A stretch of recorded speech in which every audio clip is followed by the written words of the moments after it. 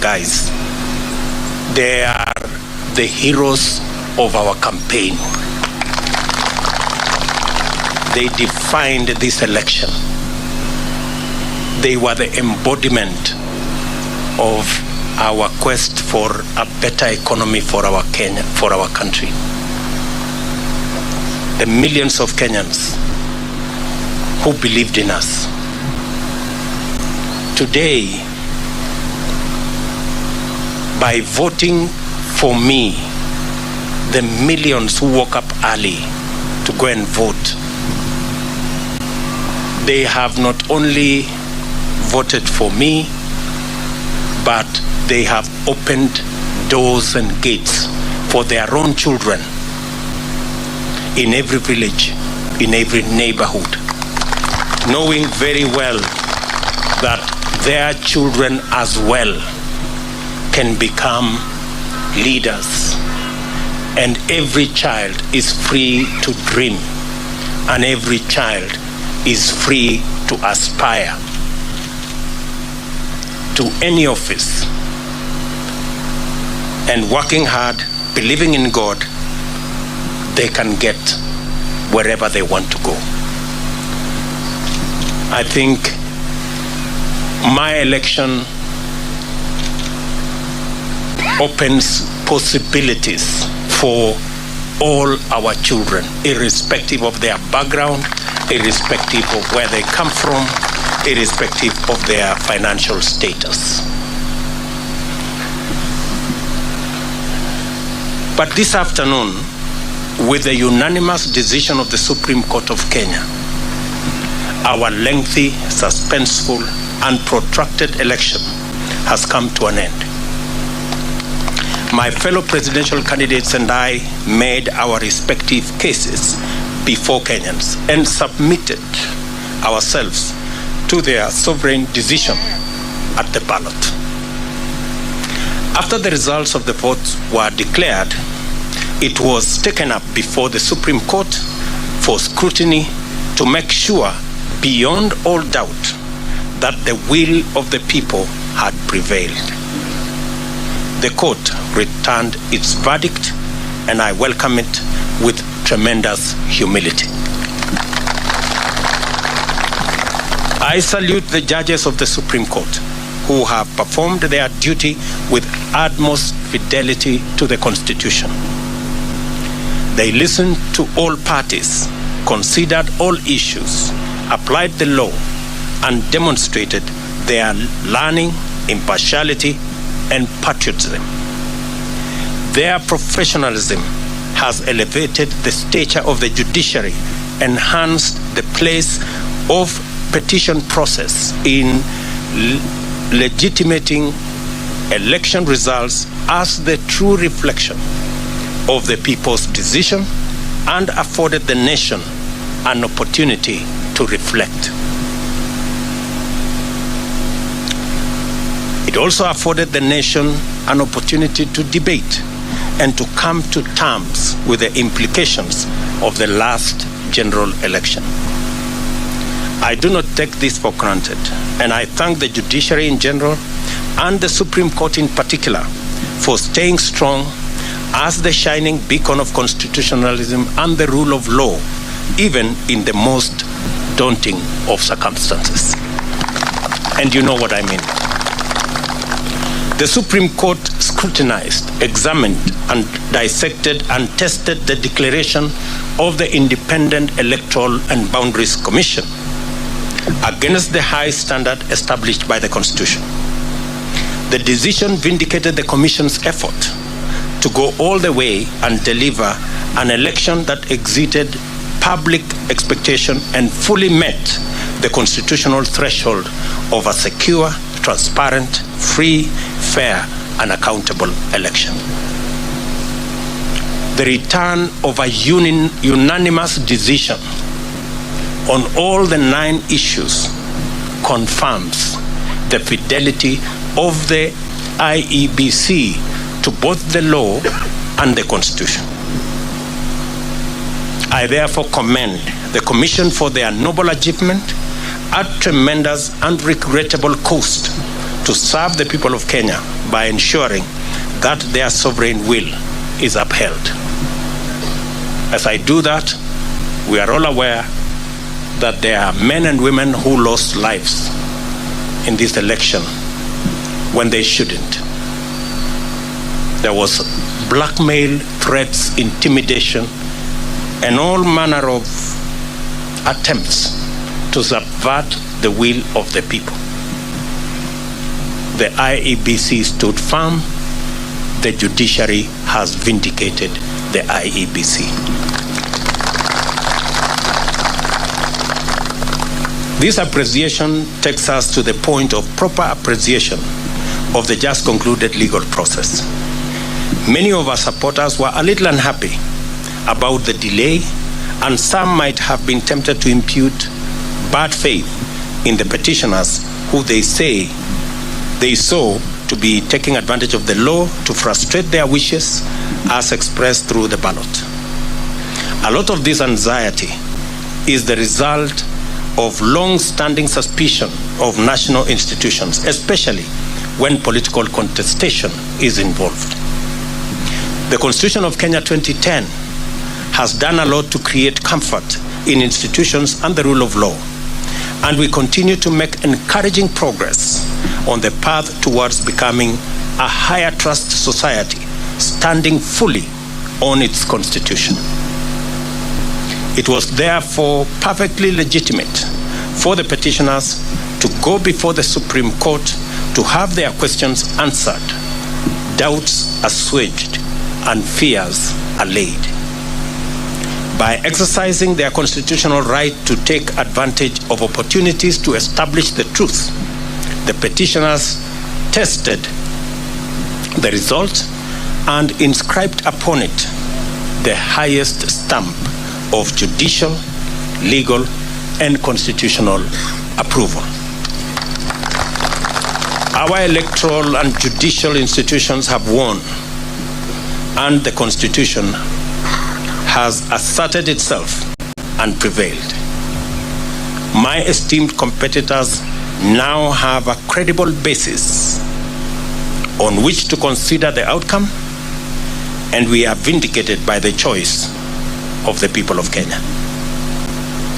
The court's decision completes the loop of institutional stewards of the rule of law, entrench our Constitution, and express the sovereign will of the people who have articulated themselves quite eloquently, directly, and through their constitutional institutions. I congratulate all patriotic Kenyans who present themselves as presidential candidates. It is not an easy decision, and a national campaign is not a walk in the park at best. I want all of you to know that your effort is acknowledged and deeply appreciated.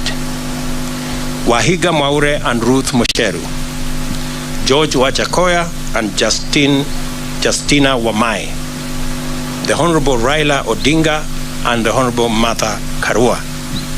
May the spirit of love for country and selfless service lie long in your hearts, and may Almighty God always remember you. Competitive electoral politics can make and has made our politics an arena utterly devoid of grace. This fills the life of political candidates with loneliness, worry, and exaggerated sense that the stakes are do or die, and elections therefore matters of life and death.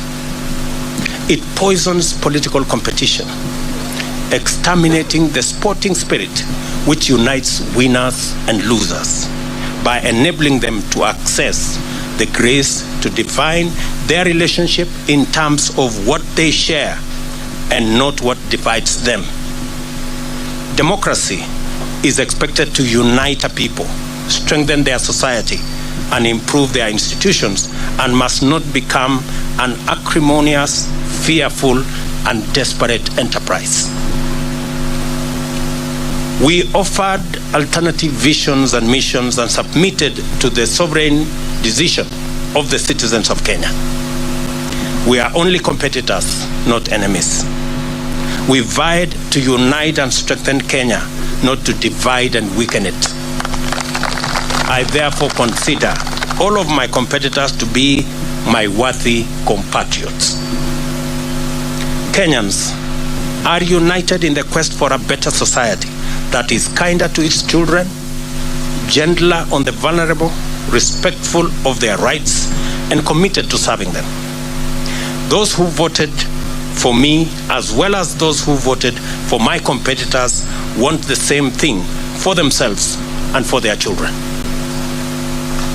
I honor this aspiration, and I am committed to do and to rise up early, work hard all day, every day, so that we can realize it together. My deputy and I and the Kenya Kwanza team pledge to make Kenya a country of everybody and everyone.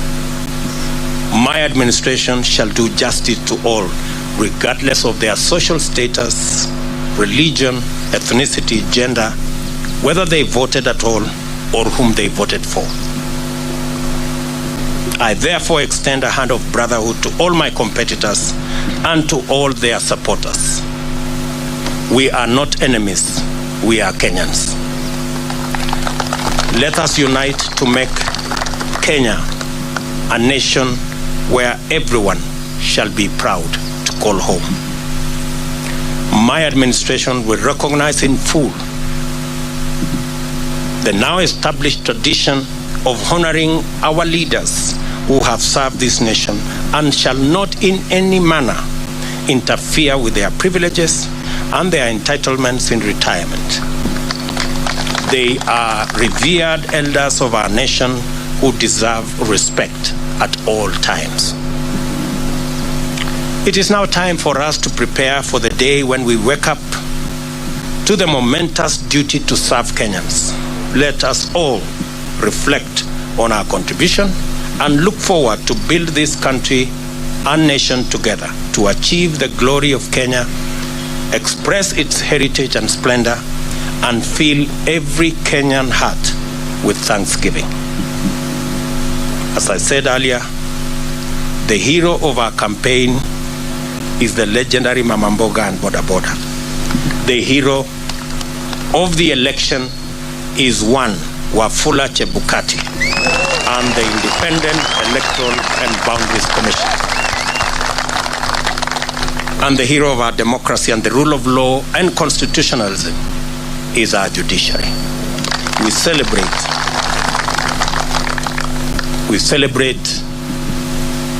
all Kenyans, and I pledge and commit to work as the Kenya Kwanza team in making sure that we take Kenya to the next level. I will be making a much more comprehensive statement further down the road. I thought I should recognize everybody who has made a contribution towards this success today. As I said, it's not about me and my good brother Gachagua and the leaders who are here. It's about all millions of Kenyans who have made a contribution to us getting where we have. I will shortly be putting a call to my good friend, President Uhuru Kenyatta.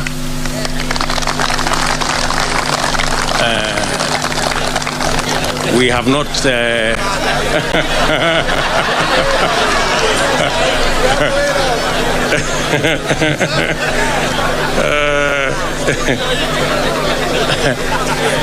we have not I haven't talked to him in months.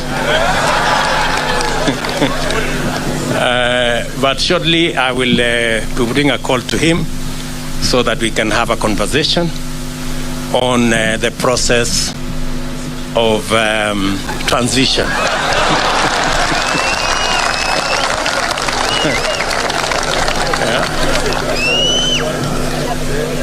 Yeah. I know he worked hard in his in his own way, but the people of Kenya have made a decision, and we have absolutely no issue with the democratic choices of any Kenyan. You remember I said earlier, when I chose to support Uhuru Kenyatta, I did not give him conditions that he must support me. I have made that very clear. So I take no offense at all that he decided to choose and support somebody else. And therefore, we will remain friends as we have been in the context of where we are. And, and we look forward to building on the foundation that's already there in the many issues that I worked with him, and be able to take Kenya to the next level in the many things that we would have wanted to do that we did not do. We are a very responsible people. Government is a continuous enterprise, and we will complete all the projects that have not been completed, as we have said, and we will build on that foundation the programs that we have committed to the people of Kenya, and we will hit the ground running because we are aware of what we need to do. I will also be putting a call to my worthy competitors, beginning with Raila Odinga, my worthy competitor, with his Azimio team, so that we can begin to contextualize how we are going to work together for the people of Kenya. Those of us who will be working from the executive, and the Azimio team who will be working from the opposition.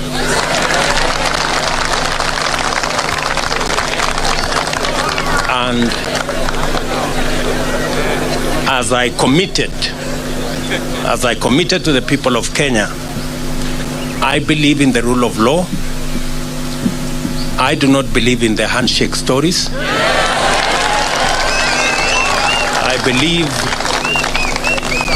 I believe in an accountable government held to account by a responsible opposition. That is how Kenya is going to move forward.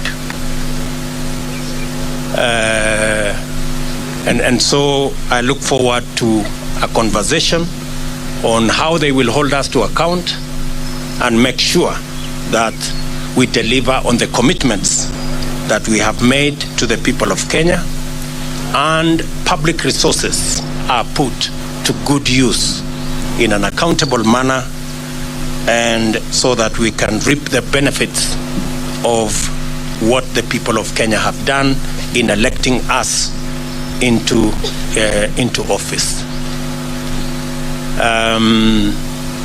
We will then be working with all the other people as we get down to doing what we committed to the people of Kenya that we do. I know there is huge expectation. Many people are texting me and asking, when is the Hustler Fund going to be launched?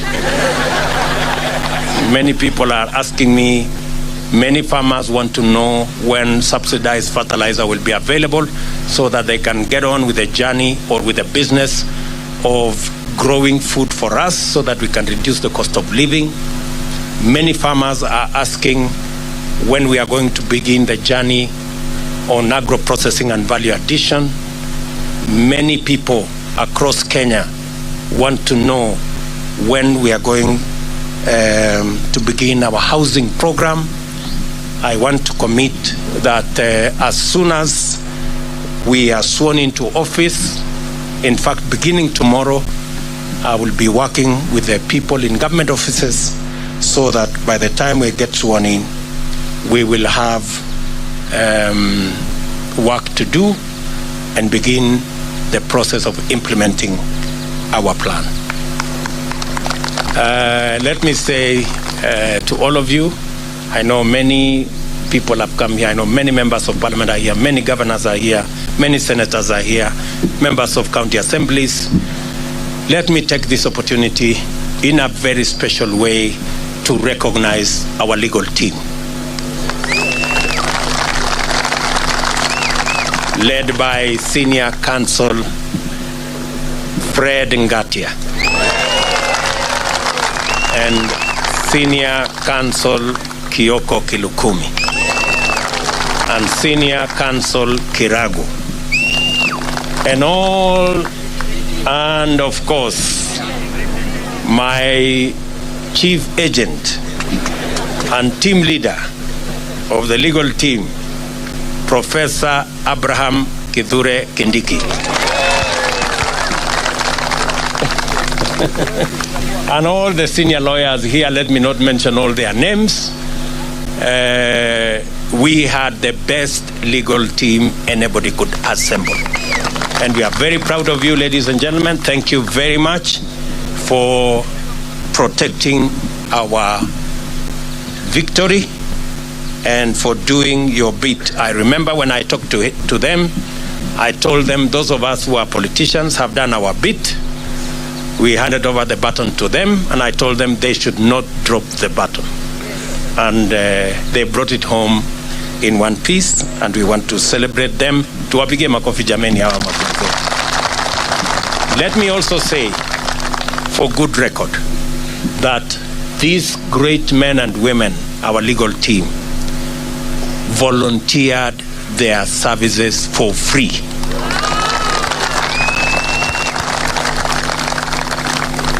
It is amazing that they said this is a patriotic duty they are doing for their country. And they were going to donate their time, their intellect, their professionalism to make sure that they do that is what is right for Kenya.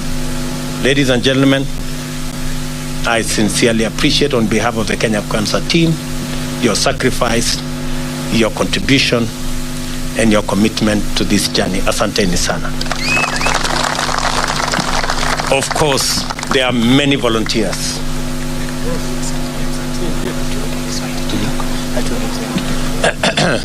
There are many volunteers who came across. There are many people who supported us in many ways. There are many people who contributed merchandise. Many people contributed resources of all types, merchandise, airtime,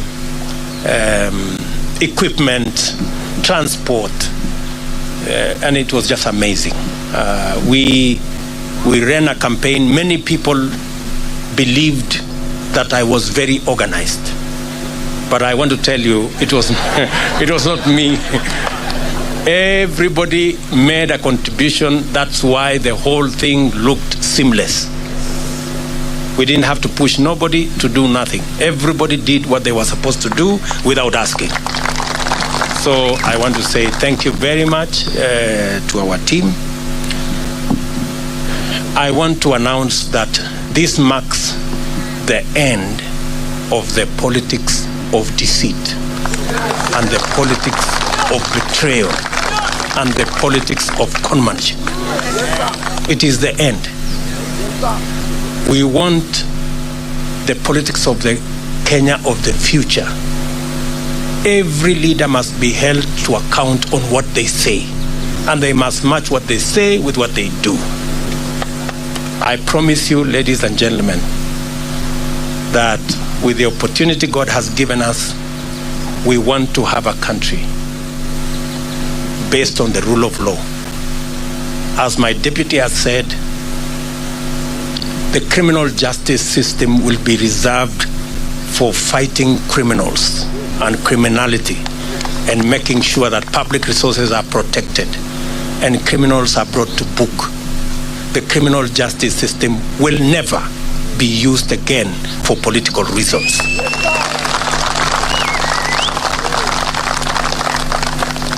Let me say it again. the criminal justice system will never be used again against those who have a contrary view, political view to ours. I want our competitors to rest assured that though the rest of us have been subjected to threats, blackmail, intimidation, and unnecessary fights, I commit that under our administration, nobody will be vilified or victimized or prosecuted for holding a contrary political view from ours. This is a democratic country, and we want to remain so. Our competitors have nothing to fear, like the way many of our supporters have had everything to fear for being our friends or for holding a contrary view from those who wielded power. So, and as I have said, we will respect our President, Uhuru Kenyatta, in his retirement. We will give him the respect and dignity a former head of state deserves. We are honorable people. We are not petty, and we are not jealous. He has done a good job, and he will have his place in the history of Kenya. So nobody should peddle any falsehoods or that we harbor anything against the President of Kenya. When our good friend Raila Odinga retires also, we will give him the respect he deserves as a Kenyan leader who has made a huge contribution to the democracy of our nation, and every other leader that deserves respect. So to all our friends out there, we want to grow a nation. We want to build a society that is based on the rule of law and respect for our elders. So let me leave it there for now. The rest of the things we are going to say, I will take maybe one or two questions so that we can conclude this press conference.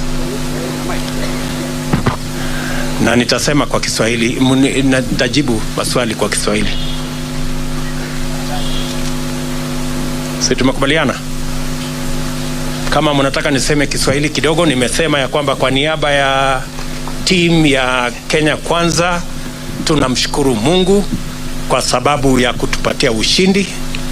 Hii ushindi si ya William Ruto na Gachagua, ni ushindi wa mamilioni ya Wakenya walioamka asubuhi na mapema kupiga kura ili hata na watoto wao waweze kupata nafasi ya kuwa na ndoto ya kuwa viongozi katika taifa letu la Kenya.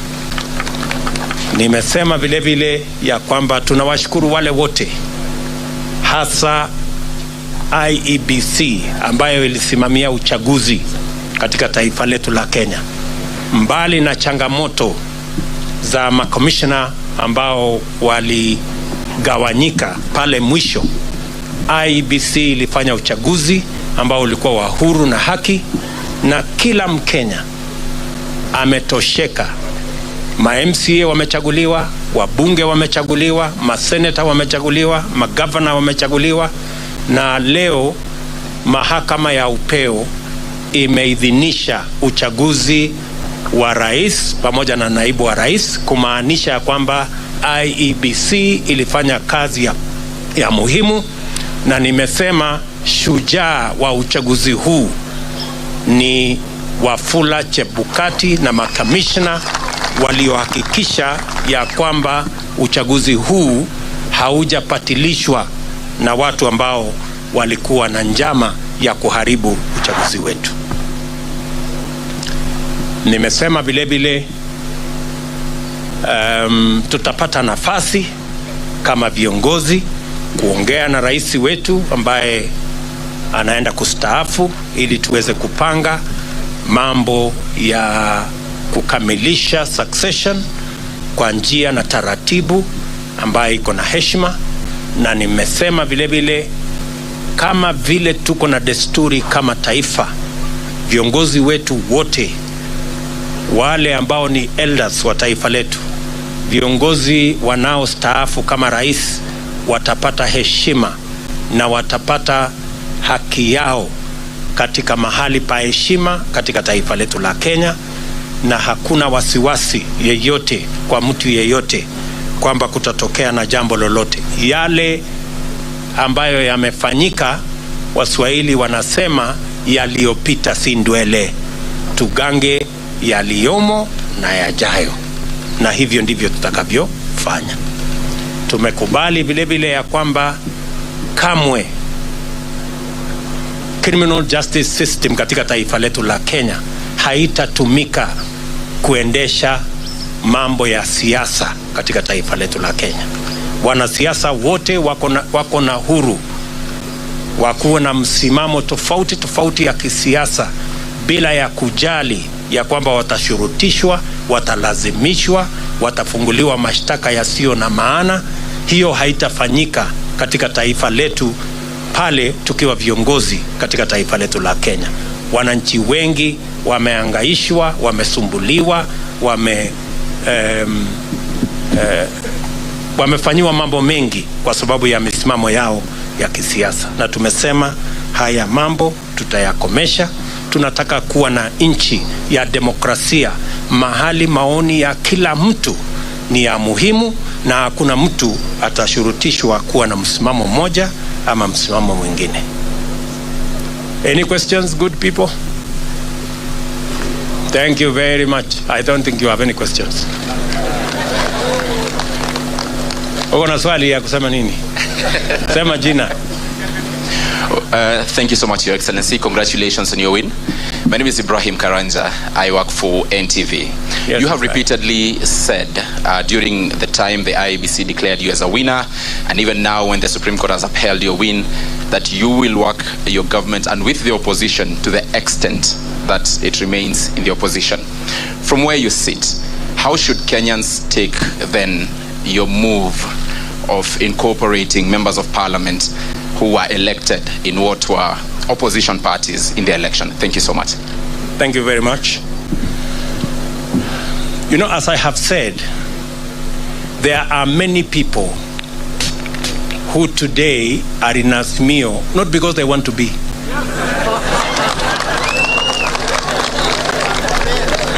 We have many people who are forced, blackmailed, threatened into belonging to Azimio. There are many leaders. If many of these leaders, if they tell you their stories, they are horror stories. Many of them were told, if you don't join Azimio, this court case, KRA, will be brought on you, and many other threats.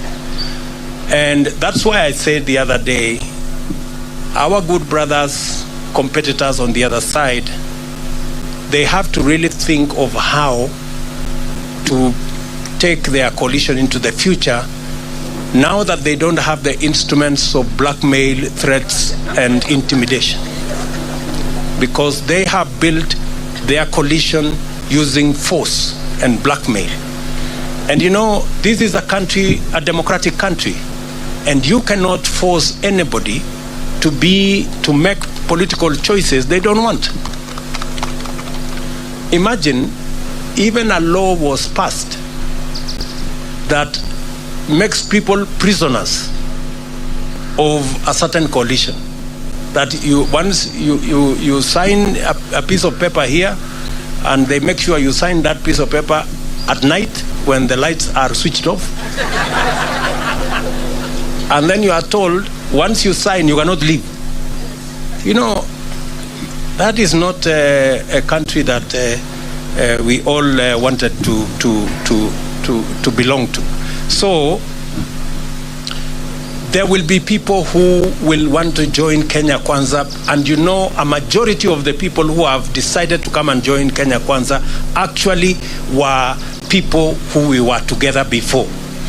They were just boxed into a corner, threatened, blackmailed, and told they must belong to a different formation. So, because we are a country of free choices, yeah, I want you to know that we will have an opposition in Kenya. There will be no handshake like the one we witnessed before that creates a mongrel of a government where nobody knows where the line is. That one will not happen.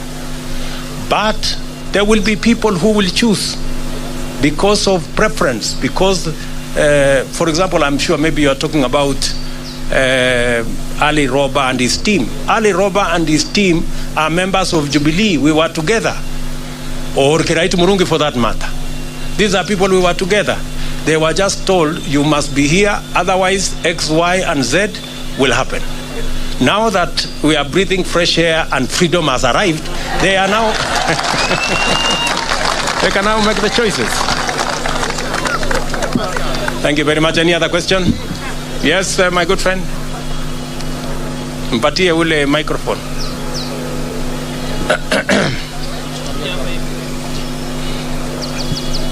Congratulations, Sir President William Ruto. Asante. My name is Kevin Mihona from Mwangaza TV. Yes. Your Excellency President, there are young men like us who had some different thought about the verdict of this ruling with the court. What would be your encouragement to them? They are burning. I've been from the streets of Nairobi and some of them are burning. Kindly tell them a word of hope. Thank you. As I have said, two things. We are a democracy. And in a democracy, the majority have their way, the minority have their say. Number two, I have said here, the administration we are going to run is the administration that is going to serve all Kenyans, irrespective of whether they voted at all or whoever they voted for. We are going to serve the people who voted for us and those who did not vote for us, because we are going to run the government of Kenya. And the government of Kenya is going to be the government of Kenya for all Kenyans. So they have absolutely nothing to worry. Nothing to worry. We are going to serve all Kenyans equally. Yes?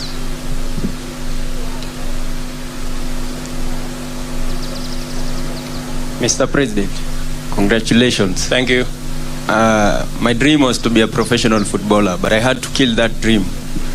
What's your plan now that you're in power in terms of stadiums and making sure the football in this country works? Because there are so many dreams out there have been killed because of individual selfish reasons. What's your plan on that one? The same way the people of Kenya have made my dream a citizen from nowhere come true.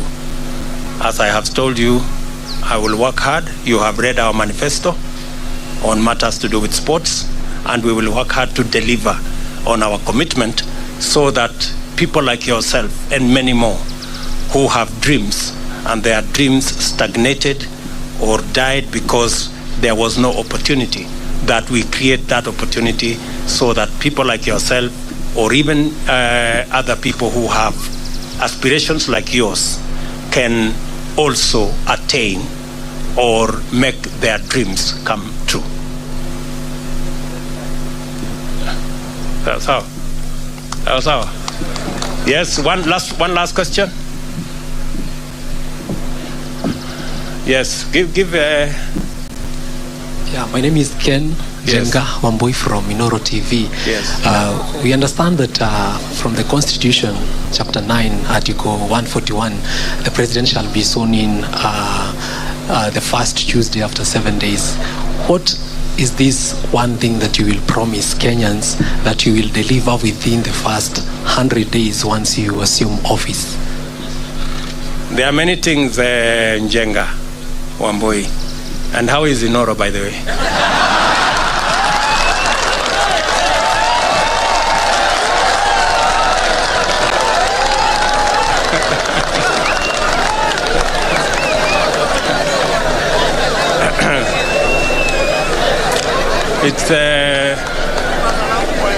It's good to have you around.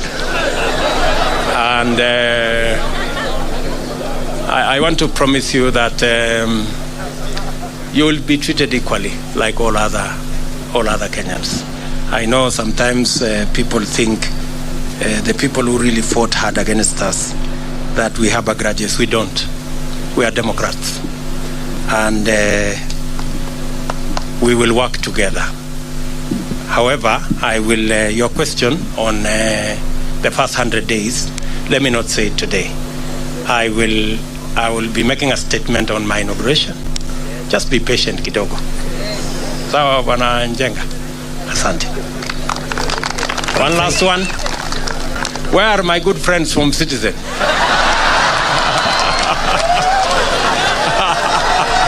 Citizen.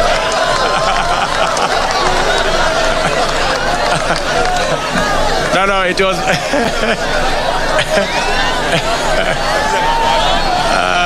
Citizen. Where are they? No, it's okay.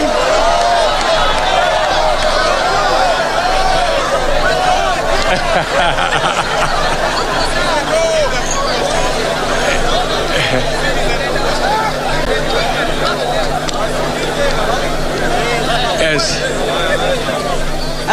Congratulations on your win, Mr. President. My name is Brenda Wanga from Citizen TV.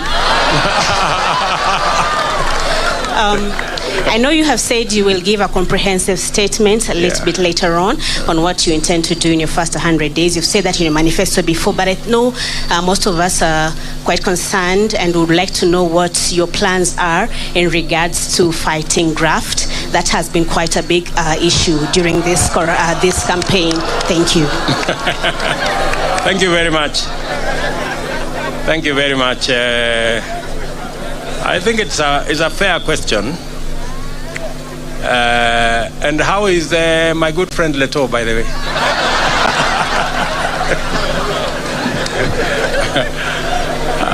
And say hello to Chemutai Goinchi. So, as I have said, I am going to make a comprehensive statement. And I want to promise you that among the things I want to do on the 100 days, one of them is going to be about tackling corruption. So expect a statement and expect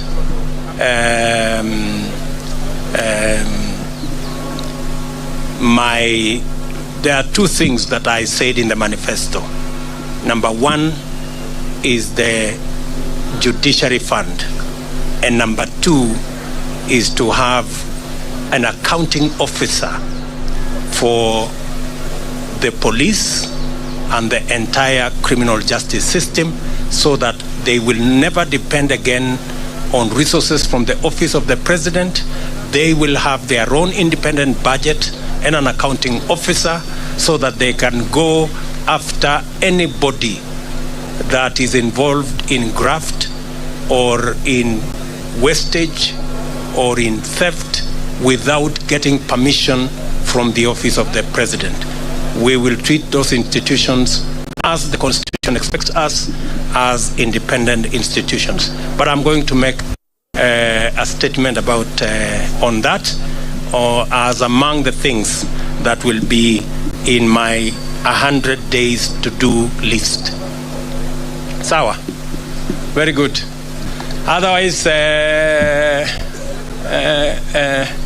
I think we can leave it there for today.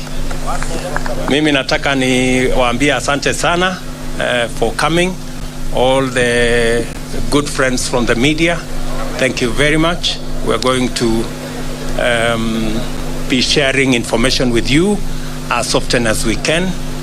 And I am just requesting that let's put the campaign behind us and let us look into the future together. We may all have supported different candidates, but the people of Kenya have made a choice. Si ndio?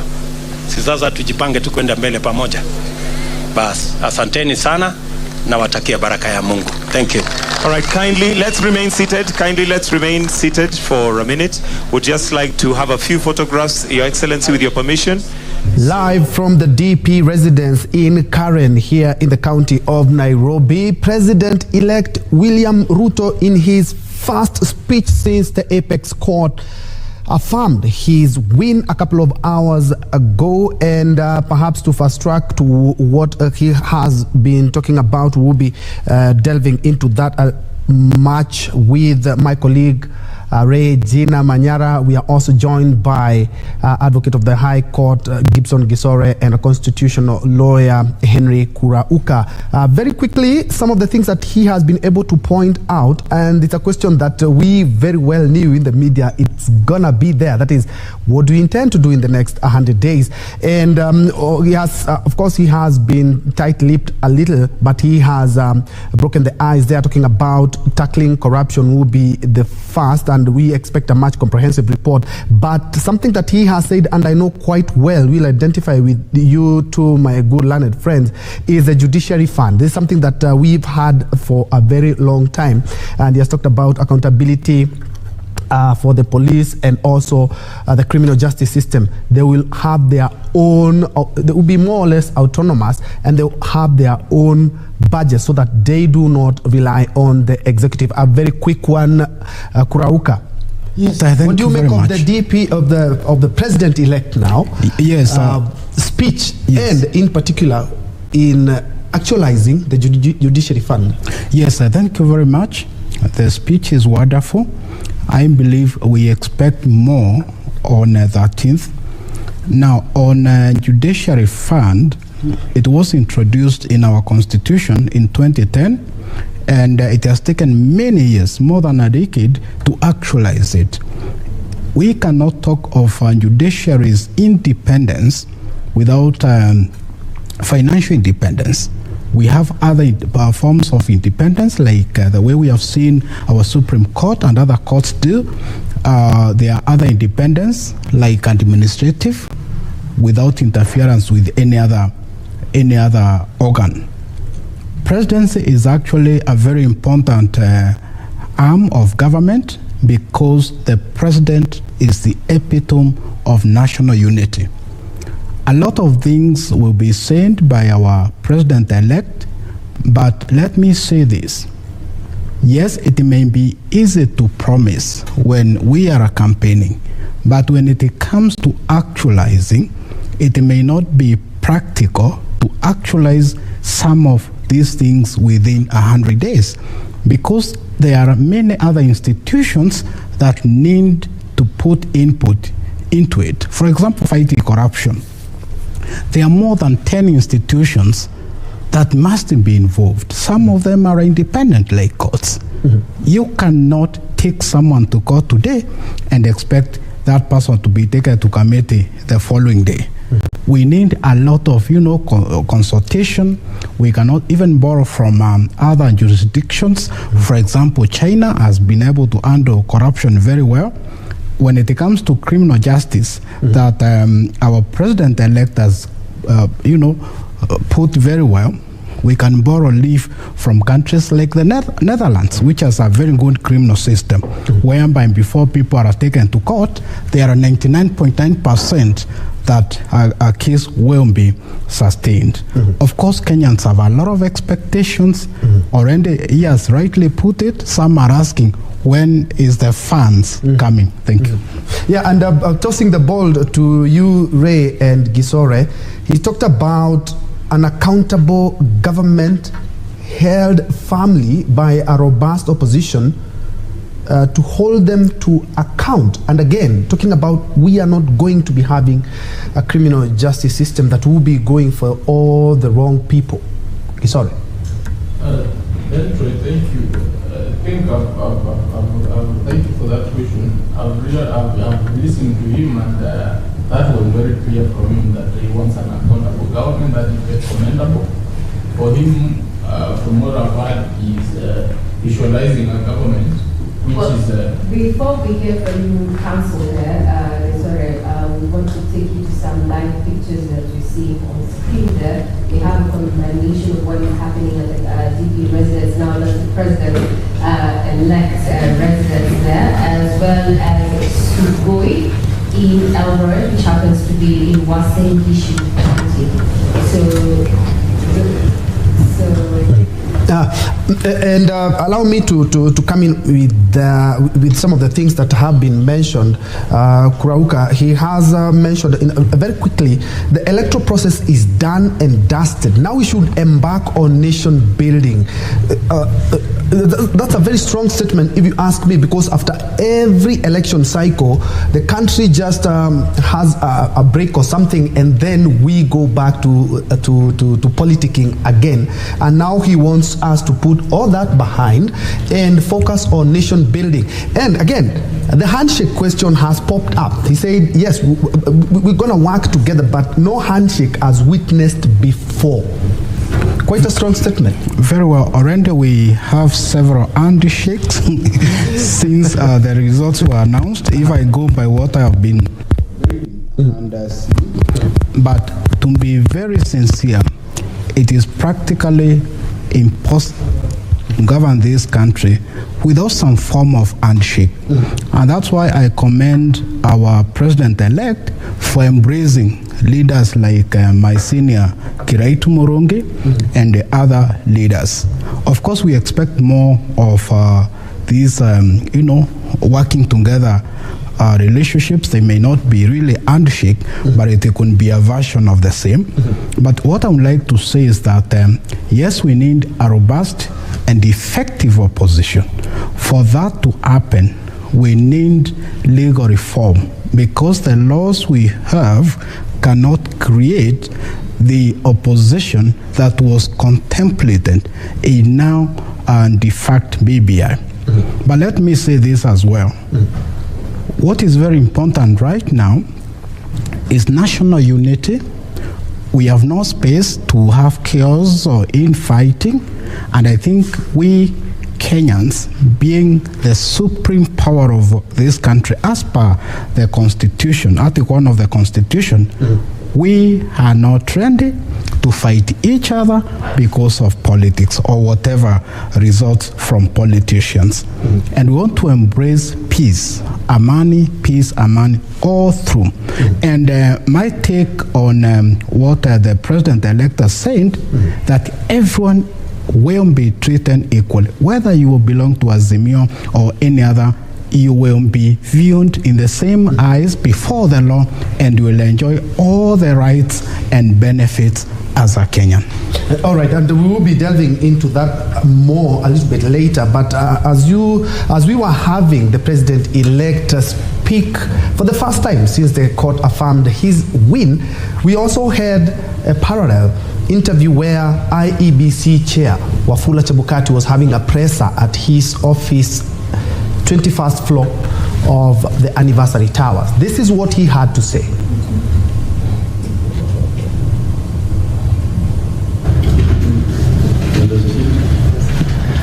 Good afternoon. Good afternoon, sir.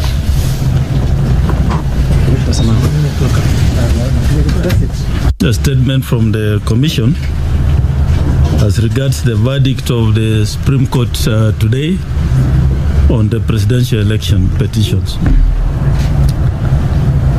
The Commission appreciates Kenyans for peacefully exercising their democratic right to vote on the 9th of August in accordance with Article 38 of the Constitution of Kenya 2010. In fulfillment of the Constitution, the Commission put in place a robust and transparent election infrastructure to ensure that the votes cast were counted, electronically transmitted, verified, tallied, announced and declared in line with Articles 81 and 86 of the Constitution.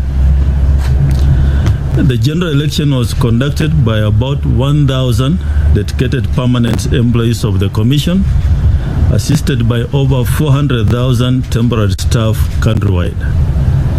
The Commission is grateful to this staff for a job well done. Additionally, the Commission recognizes the support by stakeholders, including the judiciary, the National Police Service, and service providers who participated in the electoral process.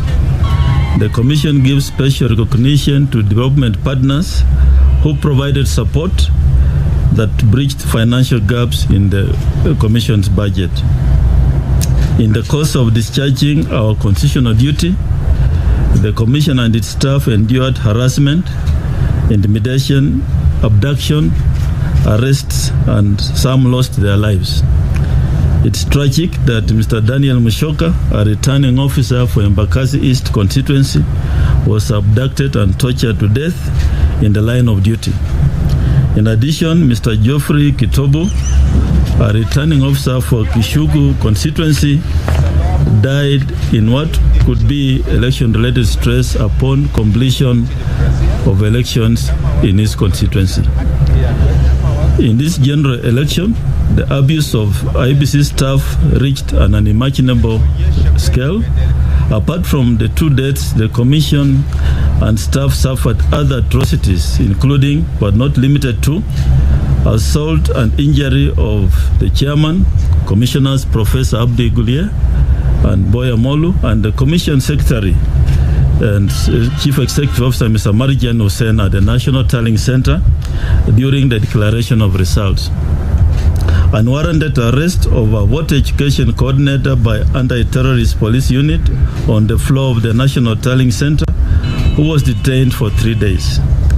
Abduction, torturing, and holding incommunicado for 9 hours of the managed election operations and the support staff by persons to be believed to be security agencies. Attempted arrest of 3 staff members who are lawfully verifying election results on the floor of National Tallying Center. Abduction of a staff of a service provider working at the National Communication Center. Harassment and physical assault of staff of service providers manning heavy-duty printing and photocopying machines at the National Election Communication Center. Physical assault of election officials in parts of Narok, Kakamega, Kirinyaga, Wajir, Nairobi, amongst others. In one instance, a presiding officer in Eldas constituency was shot in the leg, resulting to amputation. Physical assault of returning officers bringing results to the National Tallying Center. Breaking into offices of senior commission staff at the National Tallying Center with the intention of accessing sensitive data. Ethnic profiling, targeting, and cyberbullying of members of the Commission and its staff. To date, no one has been arrested for these crimes committed against members of the Commission and its staff. As it stands, no human rights or civil society organization have condemned these heinous acts meted on the Commission and its staff. Working for IEBC should not be a death sentence. The Commission reiterates that election is a process and not an event. This process started immediately after 2017 general election, and the Commission tested its systems and processes in over the 40 by-elections in the last 5 years. Therefore, the Supreme Court judgment today is a testimony that the Commission conducted a free, fair, transparent, and credible general election that met the democratic aspirations of the people of Kenya. The Independent Electoral and Boundaries Commission is finally vindicated. We look forward to the full judgment of the Supreme Court, as well as feedback from our stakeholders during the post-election evaluation exercises which will inform areas of improvement in the electoral process. Finally, the Commission wishes to thank immensely its legal team in not only defending it, but also ensuring that the sovereign will of the people of Kenya is protected. God bless Kenya. God bless the IEBC. Thank you. That's our statement today. And unless you have 1 or 2 questions, I believe it's been a great day. Thank you. Thank you. My name is Kisii. Now we take you to Kisii, where Kenyans are in a celebratory mood there. Let's have a listen in into what is happening in Kisii.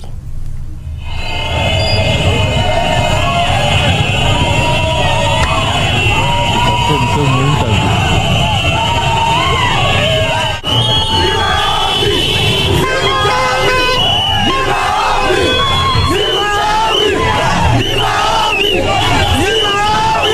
Sisi kama wananchi wa Kisii, vile mnavyoona, wananchi wametoka, biashara zinaendelea, wananchi wanasherekea kwa amani, hakuna vurugu yoyote. Tunaomba amani iendelee. Na kama kanisa kutoka Kisii na wote ambao tuliopiga kura, leo tunasherekea ushindi wa mheshimiwa wetu ambaye ni rais mteule William Samoei Ruto.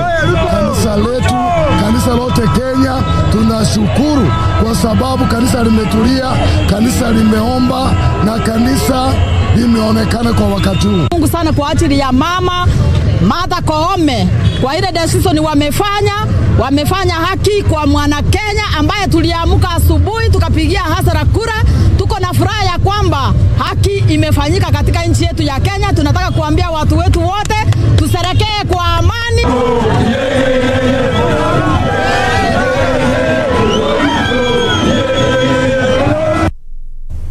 Now from Kisii, we take you to Kiambu County for the similar. Let's just find out if residents in Kiambu share the same sentiments as those in Kisii.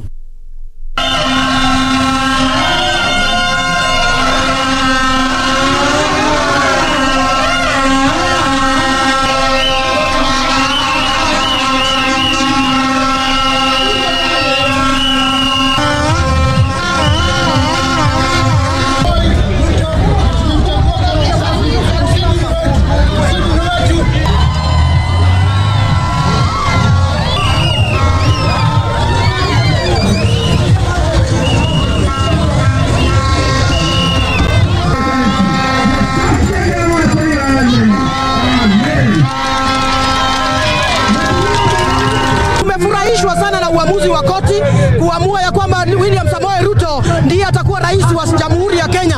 Kwa hivyo tunaomba ya kwamba akaweza kuendelesha taifa kwa njia ambayo inayostahili, na tumefurahishwa kwa sababu mahakama imetuonyesha vikamilifu ya kwamba hawa hawatakubali kushurutishwa na mtu yoyote. Wamefanya uamuzi ambao uko huru. Siasa imeisha, hata wale ambao walikuwa mlima walikuwa saidi ile ingine, tukiwaomba mkuje sasa tutengeneze taifa yetu ili tuweze kuwa kitu kimoja. Tulikuwa tunamuomba Mwenyezi Mungu sana William Ruto akuwe rais wa Jamhuri ya Kenya, ile zile Hustlers Fund na zile promises zote, mambo yote tuliweza kuambia wananchi wa Kenya. Lazima sasa, hakuna jambo la kusema ni kwa nini haijafikishwa. Sasa lazima tuambatane, tufanye kazi kama familia moja ya UDA kutoka chini kwenda juu. Justice has been done na sheria imethibitishiwa kwamba Kenya ni nchi ya sheria. Tumefurahi sana na nimefurahi sana kwa maana tumeona president wetu amekuwa William Ruto, na kama vile tumekuwa tukiomba atieni mtu wa watu, na sasa kazi ni kwake, tufanyie watu kazi.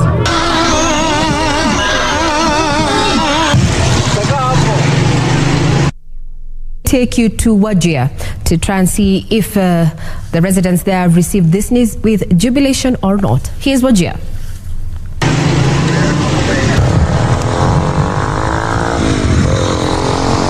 Hatutaki vita ama mahakama hivi watu futa ni kufute. Hiyo haina faida. Kenya aende mbele, biashara iendeke. Wale waanguka na wale wanapata, sote ukue pamoja, wafanye kazi. Tujenge nchi yetu. Kika nilifurahia hiyo uamuzi ambaye Supreme Court ulifika. Hiyo ni kuonyesha Kenya imeendelea kwa kila njia. Na kuna haki pia. Kwa sababu hiyo ni dirisho ya kwamba kwa ulimwengu mzima Kenya nchi demokrasia, kama mtu kwa lalamisha ana haki ya kwenda, na tuna majaji ambao wanaangalia kitu kwa haki. Hawatakani watu wabishane ama wagombane juu ya urais ama juu ya uchaguzi. Hiyo imeisha. Kila mtu ni marafiki na pia mandugu. Sasa wacha tufanye biashara yetu na kila kitu ambaye sisi iko na faida na upande wetu. Now from Wajir, we take you to West Pokot to just sample what Kenyans have to say in regard to the decision made by the Apex Court. Here's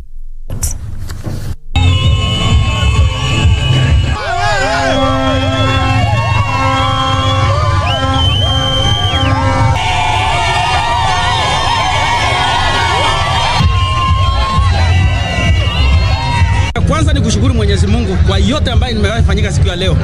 Ya pili, tunawashukuru wale churches ambao walifanya hii kazi. Na zaidi ya yote tunamshukuru rais wetu mteule Ruto kwa kukaa na kuomba Mungu.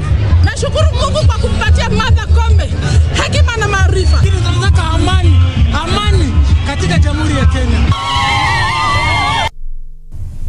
From West Pokot, we want to take you to Kibra, right here within Langata constituency and Nairobi. Here are the sights and sounds from Kibra.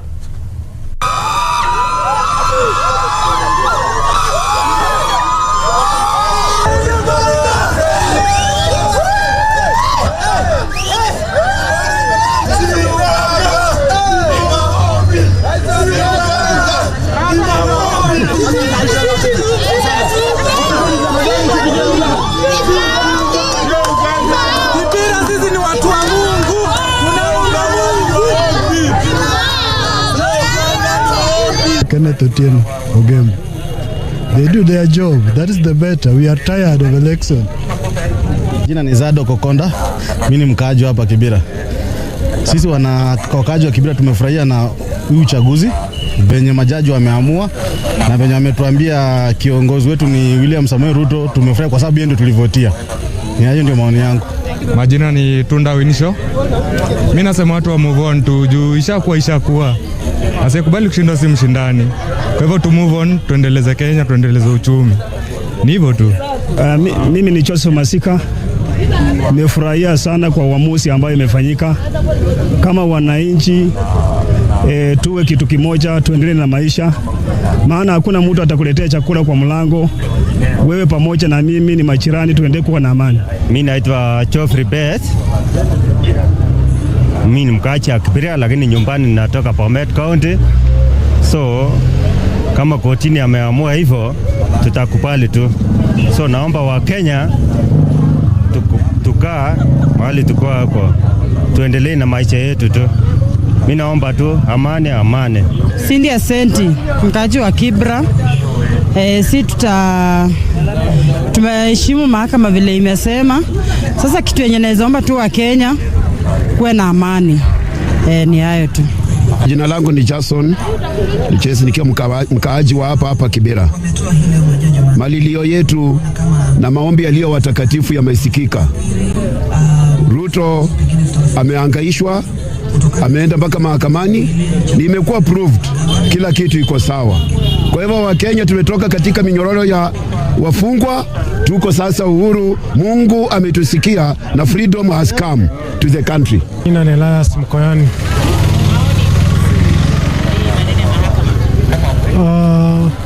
Mimi naona mahakama wamecheza pati yao, wamemaliza.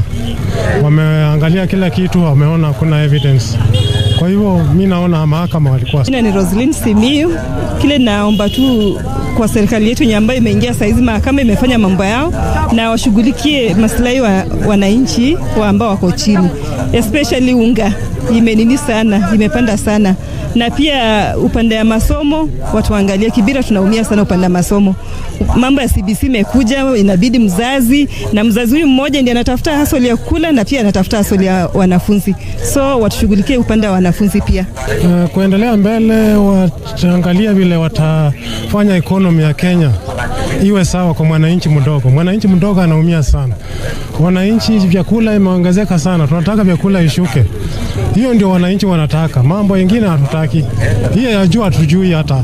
Kwa majina naitwa Henry Mutu. Ninashukuru kwanza Mungu kwa maana ametupatia amani. Tumeomba sana amani imedumu Kenya. Na washukuru wa Kenya kwa kudumisha amani. Na pia Supreme Court tumeona vile imekata hiyo case, na sababu kwa mashindano mpaka kuwe na mshindi na mshindwa. Kwa hivyo yangu ni kusema mwenye ameshinda hongera, mwenye ameshindwa atii, alafu tuungane tujenge Kenya.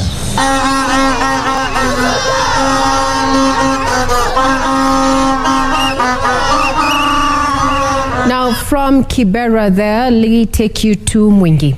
Let's sample what is happening in Mwingi following that particular judgment. Kama watu wa Mwingi tunataka kushukuru Mungu kwa sababu ya siasa zilizokuwa na upole na amani, na watu wakapiga kura zao, na sasa ni wakati wa matokeo ya hukumu ambayo ilipelekwa kule kotini. Sasa ningependa tu kushukuru na kuwaomba Wakenya turudi kazini, tuchape kazi. Rais wetu ambaye amepewa nafasi hii na koti, na yeye aanze kazi yake, na sisi kama wananchi tukamunge mkono, hata wale waliopigia mlengo ule na wale walipigia mwingine, tushikane pamoja tuweze kupeleka nchi yetu mbele. Mimi ni chairman wa bodaboda hapa Mwingi Town. Yangu ni furaha sana kwa wakati kama huu, nishangu na vingelegele kwa kupata rais wetu tulikuwa tunatarajia. Chenye ningependa kusema ni kushukuru mahakama yetu ya hapa Kenya kwa sababu ya ile kazi ambayo imefanya kazi nzuri, kuhakikisha ya kwamba tumepata kiongozi ambaye ni wa halali. Na ningependa kuhimiza na kuambia watu wa Kenya wenzangu, tudumishe amani na tukumbali kile ambacho kimetokea. Yule ambaye amekuwa rais tumkumbali kama rais wetu na tufanye kazi na yeye.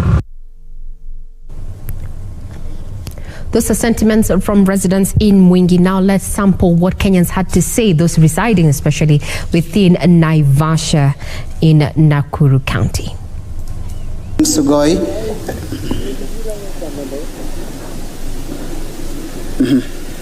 Okay.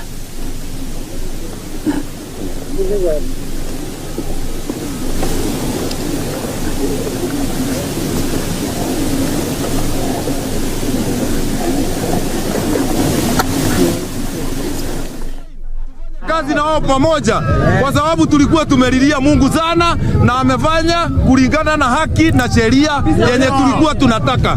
Kwa hivyo sisi tutakuwa na amani kwa na mimi nilikuwa upande wa baba na asiyekubali kushinda